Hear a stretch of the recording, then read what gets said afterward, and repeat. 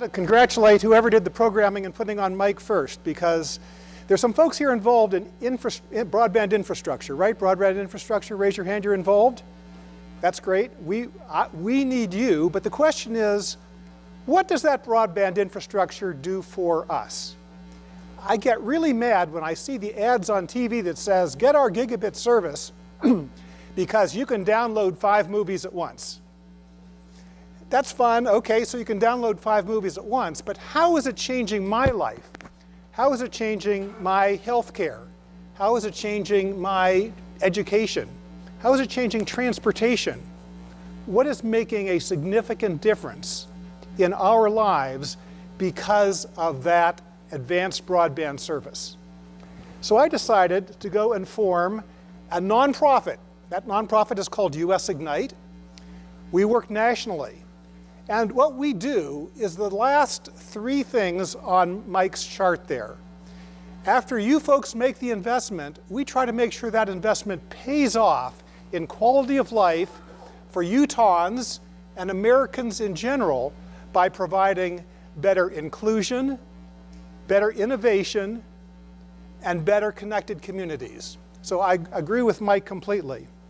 And in fact, one of the things that US Ignite has done is to form an organization called Smart Gigabit Communities. These are communities that have and use gigabit. By the way, Mike, you said you were going to bring Comcast Gigabit here beginning of next year. Sign me up as your customer number 1. I really want that service at home. And Jeremy, if you can do it out of CenturyLink, I'll sign up with you first. Whoever can get to my home first, Google Fiber, whoever it is, I want to be your number 1 customer in making some of these things happen. So Smart Gigabit Communities. My name is Glenn Ricart, and I work with this program. It's a national program, but one of the members, of course, is Utah. So this is a map showing the cities that we're currently working with and the Smart Gigabit Community Program. We just announced about a month ago Adelaide, Australia as our first international city, and you can see the other folks who are located around the country. Now, Utah is a little bit different. You see Salt Lake City on the map. That's because my graphics person thinks about cities when we talk about smart gigabit communities. But we've actually signed up Utah as a state. Val Hale, you should be very pleased. We're looking at Utah as a smart gigabit state. And the fact there is one other. After we did that, North Carolina said we want to be a smart gigabit state as well. So probably says, oh, I guess it says NC Ignite, which is North Carolina Ignite. There is that city. Everyone is here for a reason. So for example, I was talking earlier this morning, thanks to the time zone difference, with Urbana-Champaign. They had a BTOP grant, a number of you know what that is, to connect low-income housing in Urbana to gigabit connectivity. So we're working with them on applications specifically for inclusion of the type that Mike was talking about. We work with some municipal systems. Chattanooga, Tennessee has a municipal system where they're doing educational outreach from the University of Tennessee, Chattanooga. And I think I'll show you one of those applications this morning. But what's interesting about smart gigabit communities, when I think about Utah, is that we have a smart gigabit state. And in the smart gigabit state, it's different and it's unusual, and it helps the national effort because of organizations like Utopia, Open Access Gigabit. In fact, I believe it's the largest open access gigabit facility around. Come listen to Roger Timmerman later today. UEN, the Utah Education and Telehealth Network, that little red swish there is telehealth. We provide some of the best services, improving the quality of life for Utahns by taking advantage of the gigabit connections that UEN offers. CenturyLink has designated Utah as one of the places it offers its gigabit services. And of course, we're delighted to see Google Fiber in Provo and now in Salt Lake City to be able to provide that same kind of gigabit service. So the question is, if you have gigabit service, what's different?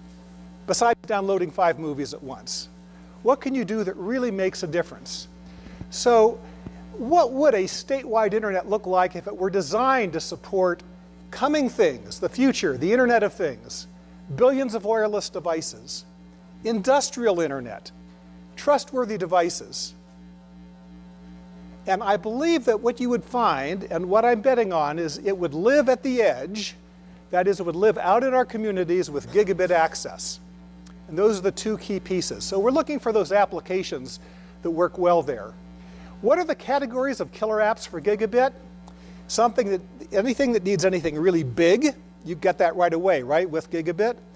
But maybe even more important is things that need to be quick. When you say, I want gigabit internet, do you really have a gigabit per second worth of stuff to send? Probably not. You're probably thinking of, gee, gigabit means quick. I want my websites to load more quickly. I want to see no waiting from Netflix. I want to see quick. So I actually think quick is one of the most important things to be thinking about in the application space. And then there's some folks who are doing various kinds of special delivery. I'm going to play a couple of videos, and you're going to see some of those special deliveries, so I wanted to alert you. But let's think about quick. Quick is measured in time. So I put together a time scale that goes all the way from 10 seconds, 1 second, a tenth of a second, a hundredth of a second, a thousandth of a second, a tenth of a thousandth of a second, all the way down to 100 nanoseconds, 10 to the minus 9th seconds. And I put up here a number of applications we're working with at US Ignite to take advantage of the quickness of gigabit broadband. So you can see here some of the things we would do today. The web, smartphones, of course, are kind of local, so they can operate more quickly. But telesurgery, haptic telesurgery, which gives the surgeon the feeling of the tissues that are being cut, even though it's remotely. We have a lot of serious gamers who want faster service out of their internet. But Lola is a low latency music performance app that helps students work with masters in other cities. So you can have a student in Moab, Utah, studying the bassoon with the principal bassoonist of the Utah Symphony, for example. Over here, we've got what people hope to see in 5G, vehicle motion control for truly autonomous vehicles and platooning vehicles, as we heard about earlier this morning. Synchrophasers help with maintaining the power grid. Power is very important in Utah. It powers tech, it powers lots of other things. How do we make sure that that grid stays up, active, and lively? And you have to be able to do that on times that are a millisecond and less. So these are the kinds of things that we're taking a look at US Ignite to go make this happen. Here are some sample applications. This is a telemicroscopy application in support of teaching biology.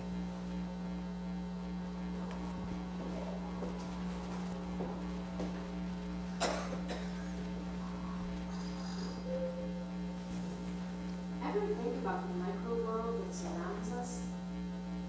That fascinating world that is critical to life on Earth, and yet is otherwise invisible to us?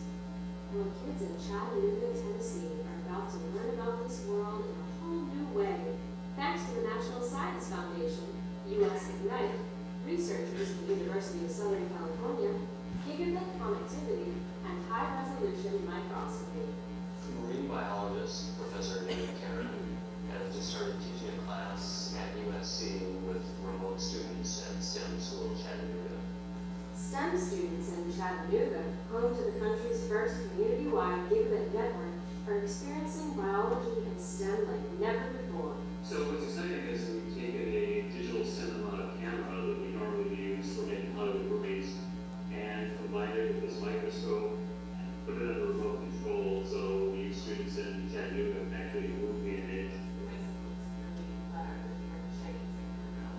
The interactive, high-resolution microscopy system enables researchers at USC to place live biological specimens under a digital cinema microscope and capture ultra-high-resolution reads of the microorganisms, while simultaneously transmitting live, high-definition images from the microscope system to students in the STEM class. Under the guidance of the USC biologists, STEM students can enhance their learning further by manipulating the microscope effectively at very low latency levels. When our teacher first talked to us about the security microscope, gave us all these fancy technologies to cut the big screen. We were just kind of in awe. The project represents the first to integrate digital cinema, optical microscopy, aquatic microbiology, flat panel displays, and gigabit networks into an educational environment in a scalable fashion. So the quickness in this is that the students are actually manipulating the focus on the microscope stage, are panning the stage back and forth. You saw some rotifers up here in the video.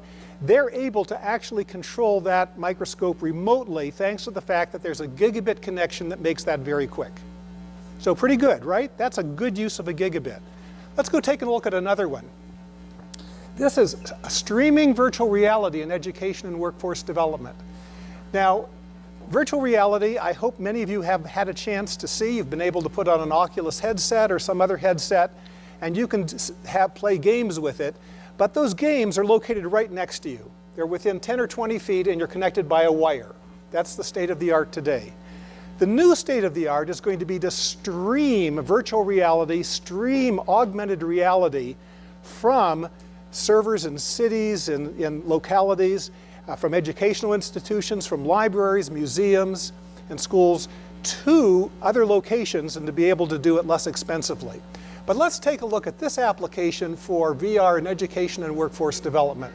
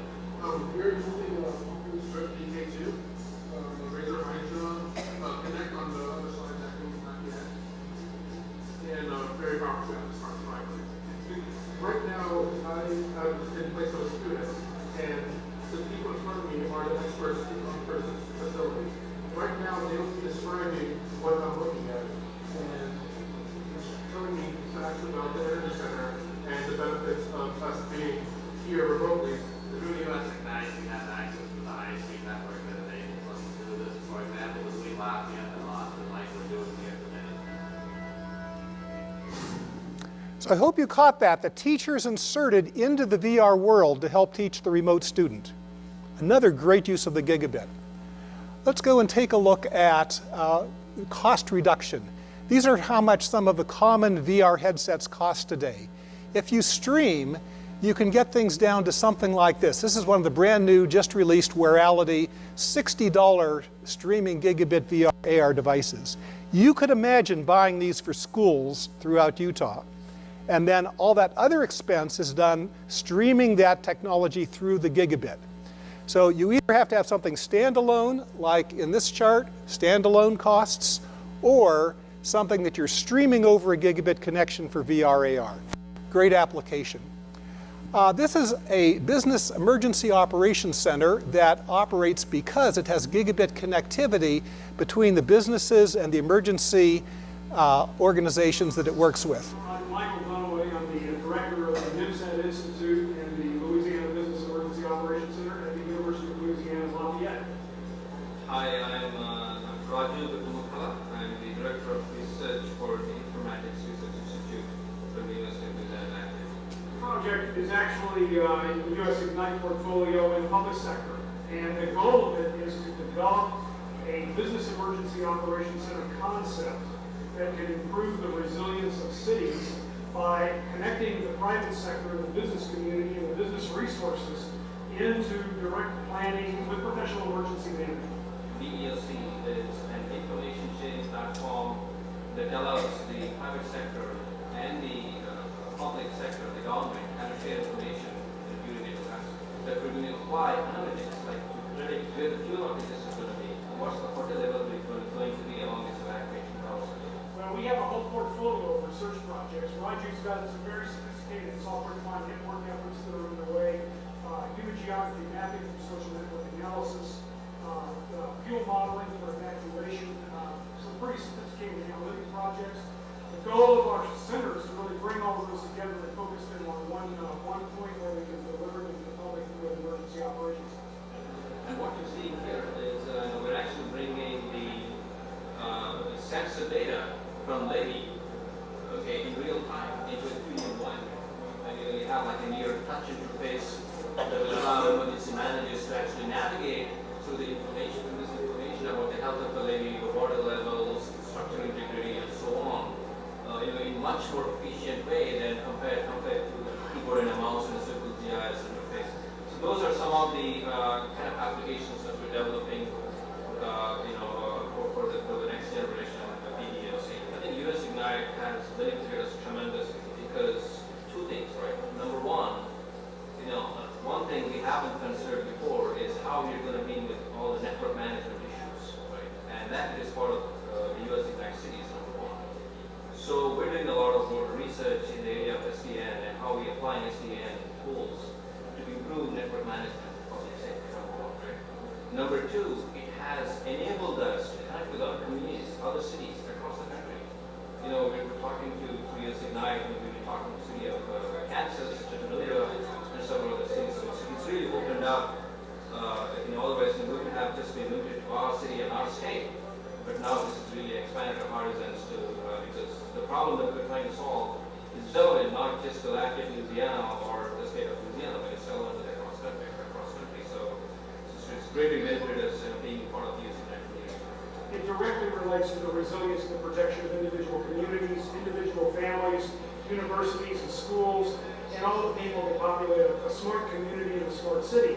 So in effect, by tying in with the business community and relating them to the planning cycle for emergency management, we're improving the resilience of the entire population and the entire city infrastructure on the physical side, but also on the social side. And that's really, I think, the most significant aspect of what we're doing.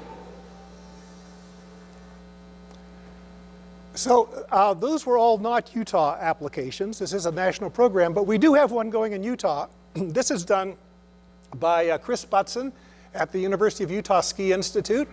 It's not yet deployed yet, so it doesn't have a video yet, but they're taking a look at deep brain stimulation tuning. If you have an essential tremor and you live in rural Utah, today you have to go and move to Salt Lake City to get the operation done and have it tuned there. You typically have to live in Salt Lake City for 6 to 9 months. If you can't live in Salt Lake City for 6 to 9 months because you have a family farm, you have other ties to your local community, we're now going to be able to get you that same quality of medical intervention by using the gigabit connections through UEN to a local clinic to be able to allow you to live in your home city while that surgery is being tuned up. So I think a great use of the gigabit and happening right here and being pioneered in Utah. So the smart gigabit state is Utah. And I think that my time is up and we've got a break, but I did want to go and let you walk out with a little bit of music. So here is some of that Lola music. The person playing the cello here in the bottom right is about 1,500 miles away from the violinist at the top left who's live in this particular camera shot. And have a great break. Thank you very much.